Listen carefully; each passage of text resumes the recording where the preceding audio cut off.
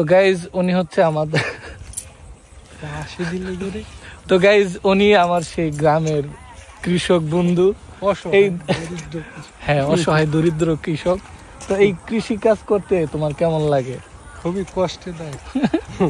কষ্টদায়ক হলেও তো এই কৃষি কাজের মাধ্যমে এই যে ধান ক্ষেত হচ্ছে, সেইটা যখন পাকবে তারপর তোমরা কাটবা, এগুলো সারা বাংলাদেশে সেল করতেছো, মাধ্যমে তো বাংলাদেশের অনেক উপকার হচ্ছে, তাই না? উপকার তো তোরা এসে মাগনা চাইল হইতাছে।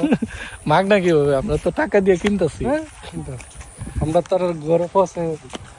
তো যাই হোক, আমরা প্রত্যেকটা কৃষক নিয়ে প্রাউড ফিল করি, এবং যারা রেমিটেন্স যোদ্ধা, কৃষকরাও এক ধরনের রেমিটেন্স যোদ্ধা। যাই হোক, আর সবাই কৃষকদের জন্য দোয়া করবেন, আর বিশেষ করে আমার অসহায় দরিদ্র গ্রামের ফ্রেন্ডদের জন্য দোয়া করবেন। Thanks for watching, bye bye.